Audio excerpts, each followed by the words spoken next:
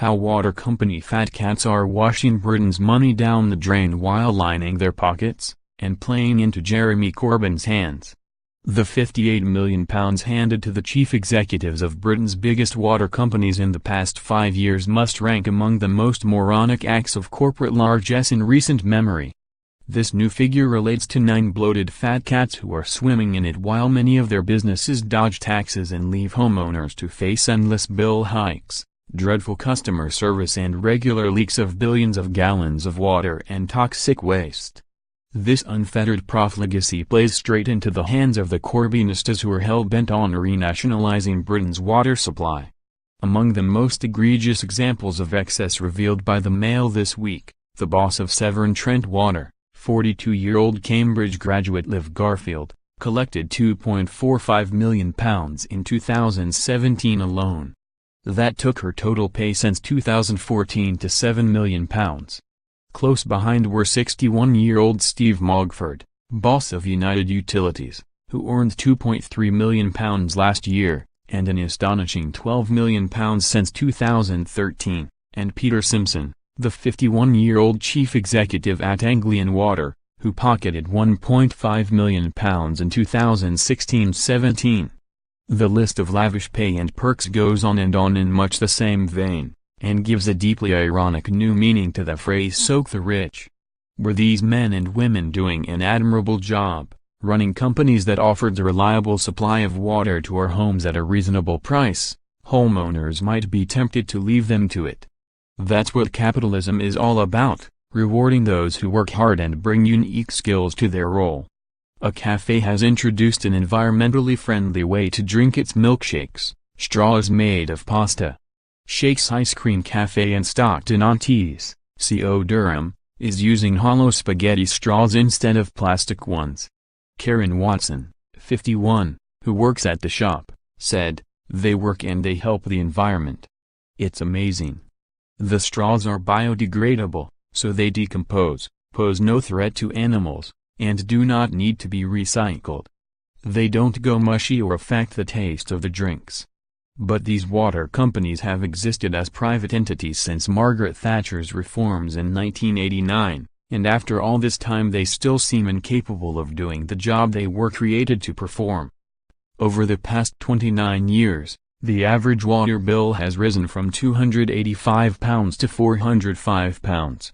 That means the price of a simple necessity, having clean water flowing from our kitchen and bathroom taps, and the resulting sewage taken away, has risen by 40% more than inflation over that time.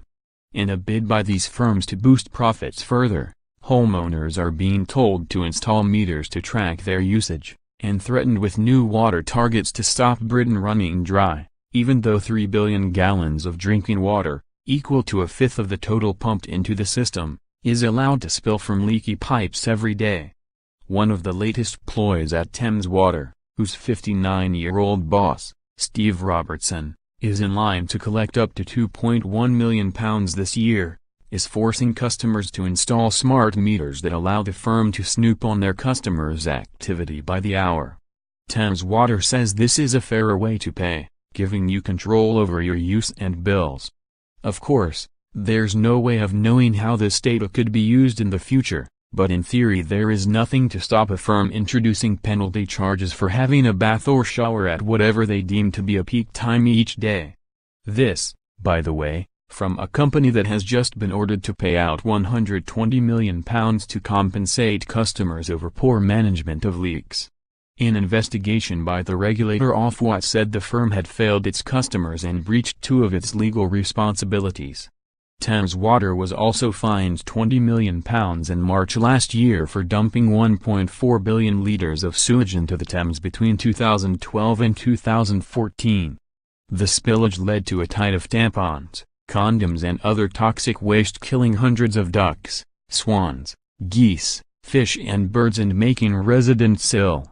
A crayfish company was put out of business because its stock was poisoned. Further evidence, if any were needed, of customers being held in contempt, is the abject service they receive in emergencies. During this year's unseasonably cold March, Thousands of homes were left without water as parts of the main network collapsed due to a surge of burst pipes. At one point 20,000 properties in the Thames water area alone were cut off. Some families went days without being able to Washington. What a shambles, especially when water should be the simplest utility to deliver.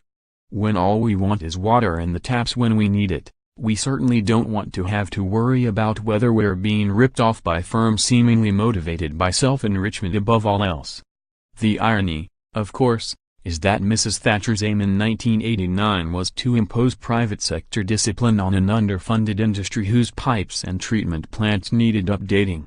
But those good intentions have been abused, not least in the fact that only a handful of the private water firms still pay taxes in the UK. Most are owned by foreign entities and have complex company structures which allow them to funnel money through offshore tax havens such as the Cayman Islands, and so ship billions of pounds in dividends to overseas investors.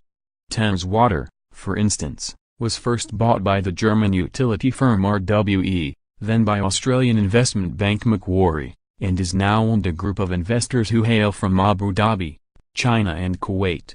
It hardly inspires confidence that they want the best for customers in the home counties, does it?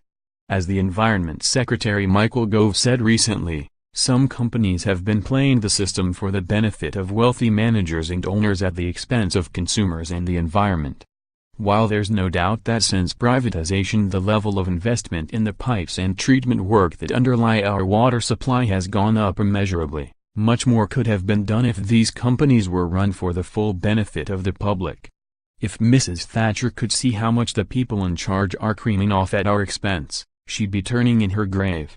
The answer is not, as Mr. Corbyn and the unions would have us believe, to renationalize the water firms. Far from it. Part of the problem is that they already operate as regional monopolies without rivals competing for business. If customers could shop around for a better deal, as they can with energy companies, it would put downward pressure on prices, and force bosses to take pride in their customer service records. It really shouldn't have to come to this, but the government must find a way to inject competition into the water market before Mr. Corbyn harnesses a rising tide of public anger at being forced to fund the enrichment of a bunch of multi-millionaires.